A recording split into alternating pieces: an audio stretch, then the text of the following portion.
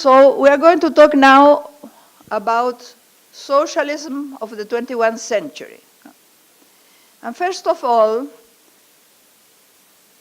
to say that in our left, I don't know if in yours, but probably also, when fell down socialism, or when it was defeated, we like to say defeated, because that experience was attacked from the beginning by the imperialist forces. No? We didn't want absence of debate and not acceptance of differences. We didn't like the atheism, you say? Yeah. Atheism? Yeah. O sea, deny religious, no? We didn't also like the unique party. In all our country, we had many leftist parties. So, well, I say we knew more what we didn't want than what we want. We didn't have quite an idea of what could be the new society alternative to capitalism that we want to build. And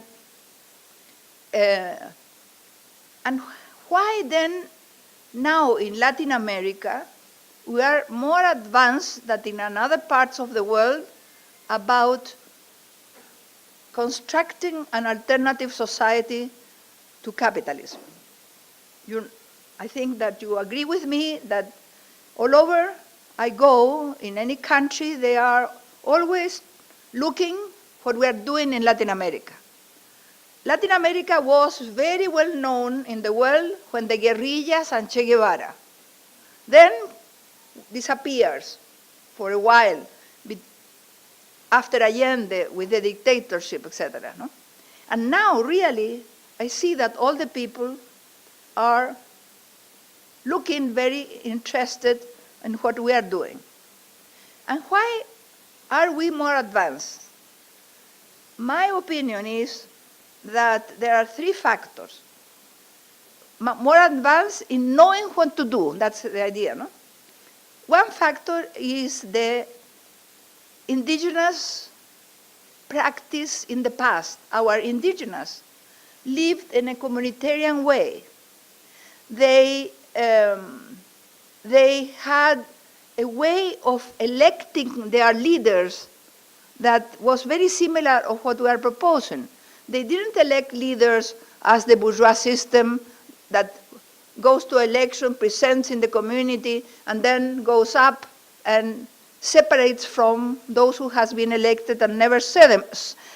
Many times they never see them again, only in the vote period. No? In the Indian communities in our country, and probably in yours also, there was the mandate that was they had to return to their community in the sense of, in this case, is really also a traditions and culture, no? The community. But in general, remember that we are talking of community as territory. They came back and they had to do accountability of their mandate. And also rotation of the mandate. No? And there were many tasks that were taken by the communities, by the group, the whole group, tasks in the countryside, tasks in cleaning their community, etc., etc. So that ideas, we think that we think that should be an inspiration. No? It doesn't mean that all their practices and all the practices of the traditional culture are good. You know quite well, better than I, that in this continent there are traditions that are very bad, and we have to overcome. No? But to rescue the positive traditions. No? Then we had the experience of participatory budget in Porto Alegre, no? And other cities of the country, and that was expanded in another parts of, even, I say in Asia, Africa, and Spain, etc. But the first country that did this experiment was Brazil, and there we saw a different way of governing. Was not a top-down governor municipality, in the level of municipalities, no? But a government that wants people to participate in the decision-making and transparent and non-corrupt. And in the moment that we were very skeptical about what happened in socialism, we have this practice that inspires us. And then comes Chavez and his process in Venezuela, no? That was also very interesting because Chavez, when he won the elections, you know that Chavez was a military and he has created inside Venezuela, inside the army, a revolutionary group. So this revolutionary group tried to get out of a corrupt government by the arms, and they were defeated, and he was in prison. And when he came up, because he was liberated by, you know, in the final of the year, the president sometimes do amnestia, how you say? So when he came out of the jail, no, he went to see the country, and he saw the people didn't want any other insurrection because he was trying to recruit for a new insurrection. And the people didn't want that. They want a peace. So he decided to present to the elections, but knowing that was a peaceful way, the first thing for him was to change the rules of the game, of the institutional game, by doing a new constitution. That's why he presents to the election with the banner, you would say, with the slogan, vote for Chavez, vote for a new constitution for Venezuela. No? And as it was the people were very upset of the kind of political practice, no? He won the election with 57% of the votes or something, no? And also he won the Constitutional Assembly, and he has a favorable assembly, a favorable constitution, that in that constitution, I think is the first in the world that they put, as I told you yesterday, a protagonist participatory democracy. We have to build that and build it, creating spaces for the people to participate. No? And with that constitution, he began to do many things in favor of the people. But the difference between socialism of the 20th century and this one was that he also was worried about health, about education, about scholarship, all this kind of thing that you find in the socialism of the 20th century. The difference, the fundamental difference is that he thought that you couldn't construct a new society alternative to capitalism if you don't build it with the people. Socialism cannot be decreed from top down. Socialism has to be built from below. And that's why he pushed very much what we talk, I think, and you have read about the communal councils in the little territories in Venezuela. No?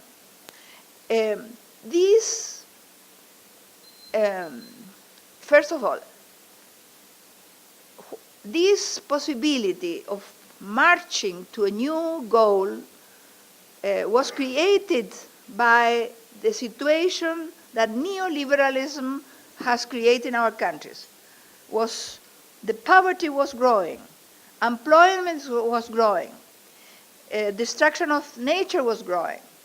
So people that were in the first passive began to react.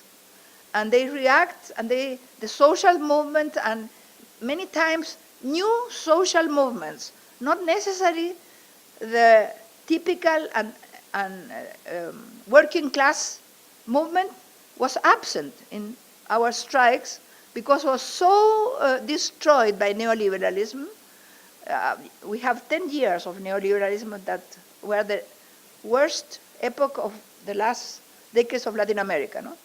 So where the social movement, indigenous peasant social movement, women, people that defend, that wanted to appear, those people that has been disappeared because of the dictatorship, no?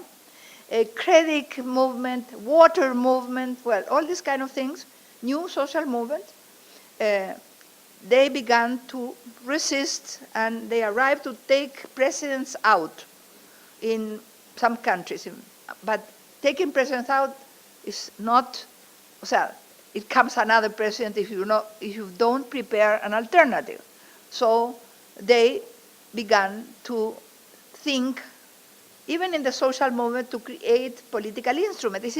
It's interesting that two political instruments in Latin America, or two, what you could say, parties, but I prefer to say political instruments because it's a different way of doing the party than we have traditionally in the left. No?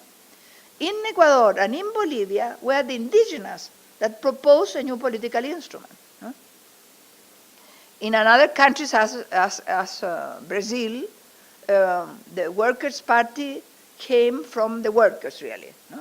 Because the workers in the dictatorship were the first in having big meetings, and they didn't have a party, but when they went to the parliament to ask the parliamentarians, the representatives, to take their needs, there was no one that wanted to fight for their needs. So they say, well, we have to create our own instrument. Huh? Well, so they began, even if we have the media against, because the media and the right has the economical power, the communicational power, no?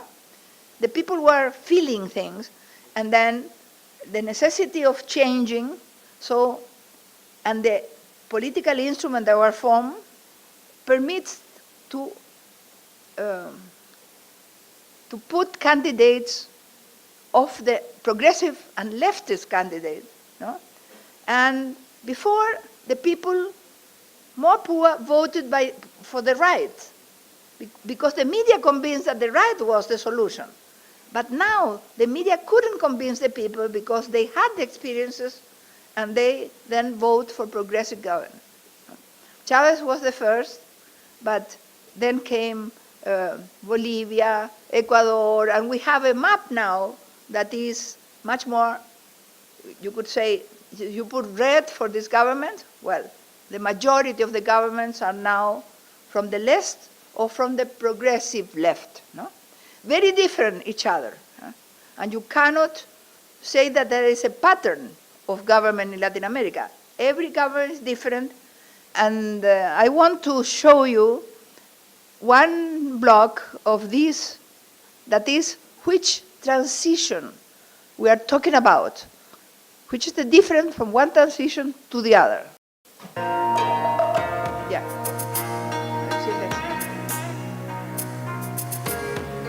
Ahora vamos a seguir con un capítulo que se llama La transición y sus formas. Now we're going to continue with a topic which is called transition and its varieties. And under this heading, we're going to talk about two things. First, the various kinds of transition, and secondly, the specific nature of transition in each country. But before getting down to that, I think it's important to ask ourselves how long it would take us to build 21st century socialism. How long do you think it will be? Decades? Hundreds of years? Some people think it will take decades. But President Chavez says it will be very soon, in 11 years' time. Other intellectuals, like Samir Amin, thinks that just as capital took centuries to consolidate itself, so will socialism. It will be a long, long road to socialism. And there are others like me who think that socialism, as the full realization of human being, is a goal, something which will always be in the horizon, something that will illuminate the road, but which we will never reach completely. Here, I will leave open these three opinions on this subject. Now, which are these varieties of transition? The first, which never actually existed, was the one Marx foresaw. Marx thought that socialism would come about in the developed capitalist countries. The logic of capitalism, the contradiction of capitalism, the more capitalism is, the more contradiction it has, we're going to create the foundation of socialism. In fact, when Marx lived, there were big factories with huge conglomerates of workers who live in workers' neighborhoods near the factories. They were hyper-exploited. They had a common workers' life. They were united by the whole system. In addition, they were learning a system of collective work, because one of the things that capital does is to demonstrate to workers it's impossible to produce goods without collective work.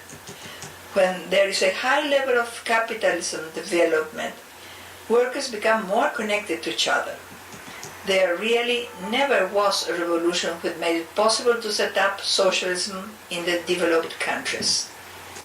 Where did the revolution take place? What happened historically?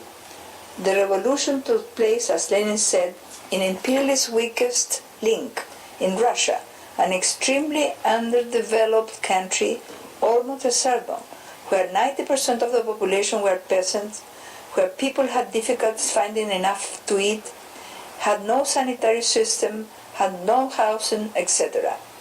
Nevertheless, in Russia, where the countryside was so underdeveloped, there were technological advanced industries.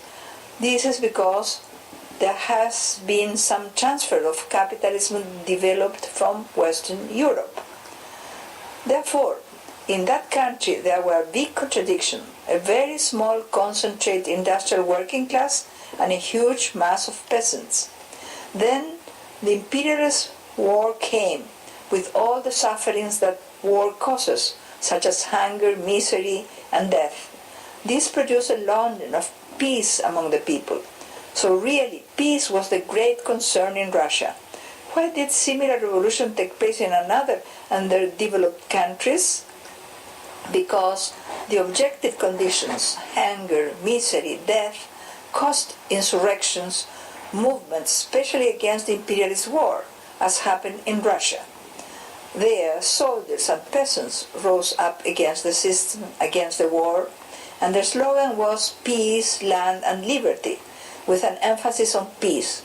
So Lenin says, these countries are underdeveloped, is true, but the war and his horrors produced the political necessary conditions for the proletariat, with the support of the peasantry, to take power. This is of great importance. We're going to look at the subject in more detail later, how in certain circumstances appropriate conditions for taking power are created in underdeveloped countries.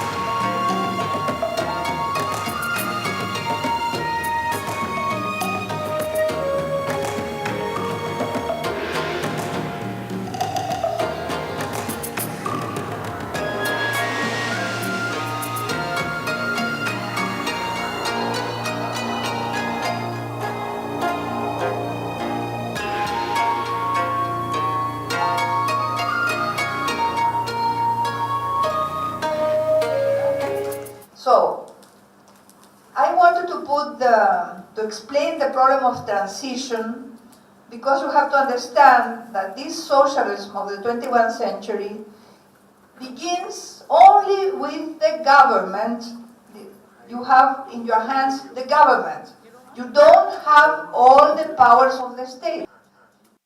Chavez has part of it, not only the government, has the army supporting him, because he has worked in the army, as I told you, no? And has the support of the army. But in the other governments of Latin America, the army was there and was not changed in the beginning. Socialism that I think takes the fundamental ideas of Marx, no? That were not taken in socialism of the 20th century, of the Soviet model. No? This is the importance of practice, the importance of building from below that new society. No? democracy is fundamental. So we don't conceive the socialism without a very wide democracy. That doesn't mean that there is not the necessity of impeding the opposition to do things that to destroy the new government. No? We have to be prepared and we have to use the new laws. And as we arrive to the government, I told you, we have to create this new constitution. They are not revolutionary, you couldn't do anything. The condition to be able to do something is to have revolutionary cadres that could use the state apparatus to promote the changes. No? Something that is essential in socialism of the 21st century is the respect of nature. Nature was not in the mind or in the of the ancient socialism. Capitalism was, well, first, the relation of human being and nature is something fundamental, and Marx says there is a metabolism between human being and nature. No? This metabolism has been broken by capitalism. When capitalism creates the needs, unnecessary needs, no? And consumerism, etc., and productivism, etc., well, these affect the metabolism and that's why we are in the situation in the world where if we don't change that way of production, and if we try to imitate that way of production in the third world, well, we don't have future because all will be destroyed, isn't it? But that problem with nature, unhappily, happened also in the Soviet countries, Soviet Union, and socialism of the Eastern world. No? So our socialism is very, ¿cómo se dice? Preocupado, no? Worried about nature and has a policy about nature, no? And to protect nature. But there is also a situation. Even if we have constitution that protect nature and social movement that protect nature, our governments need to extract because the richness of our countries are raw materials, are minerals, are petroleum, are gas, no? So the problem is how to extract so you can go in a model abandoning the extraction, no? And reconstructing the good metabolism between human being and nature. And for example, in Ecuador, extraction permits the government to have money to solution poverty. They have improved very much the situation of the poor. No? The poor then don't need to cut trees, so it's a way of protect nature by having less poor people. Also, they contaminate water with the money of that extraction. They purify water. So the thing is, if the money that you extract is to solution more problems about nature, no, it's not a problem to extract some quantity. If you are doing things that permit not to extract in the future, no. And in the case of Ecuador, it's a very limited area that they are affected. No? So, because there is a big problem in the left in Latin America about this extraction.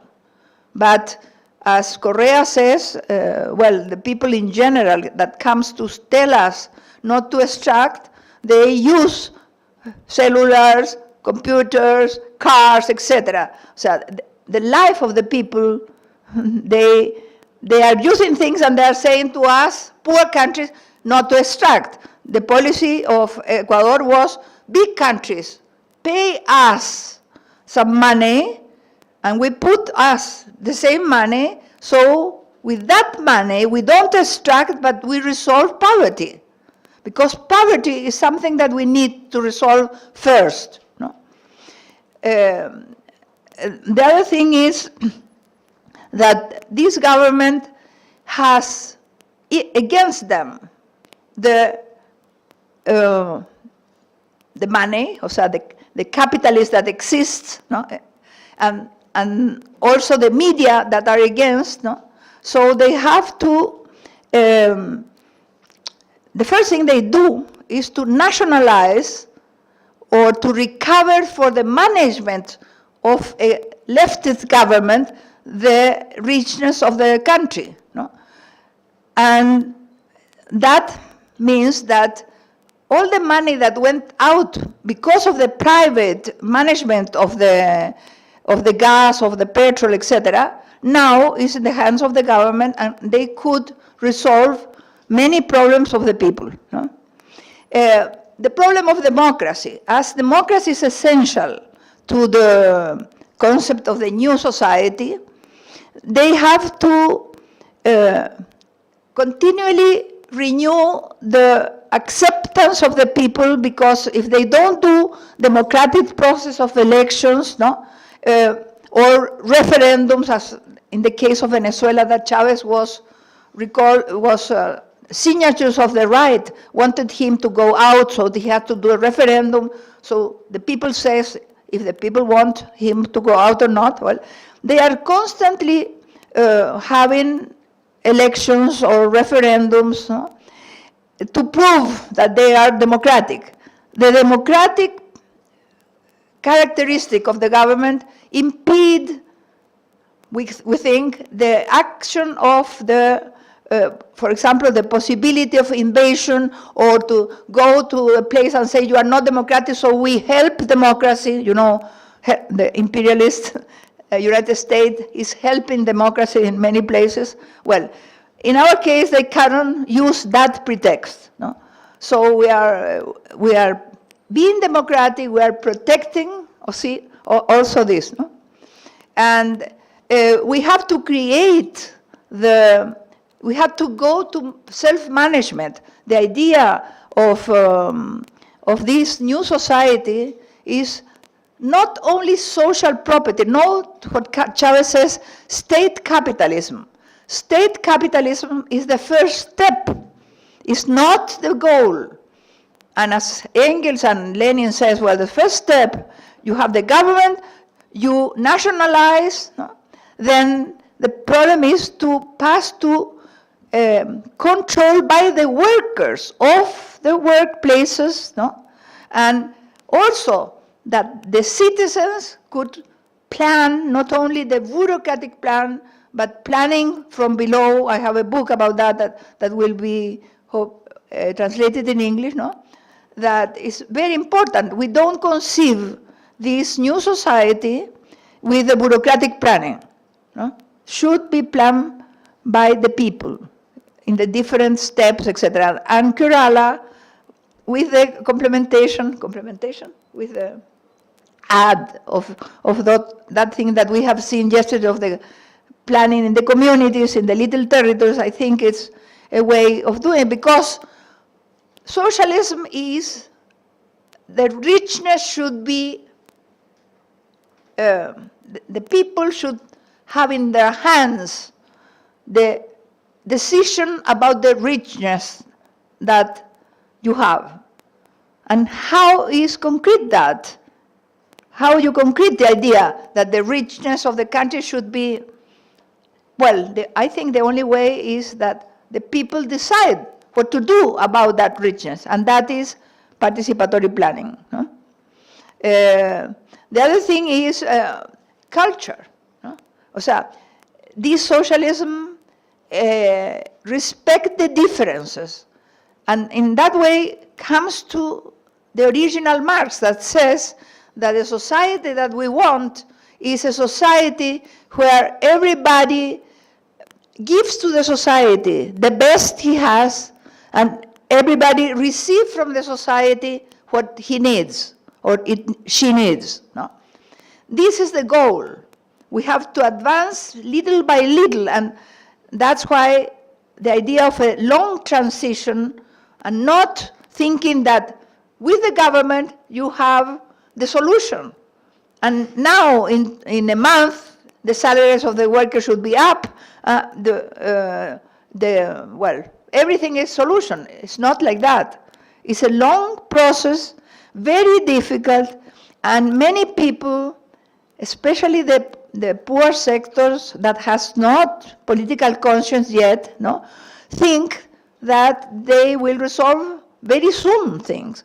So I think that this government has a big task to explain to people the limits where they are working, no? Because sometimes you think that you have to hide the difficulties and not tell the people the limits because the people will be upset or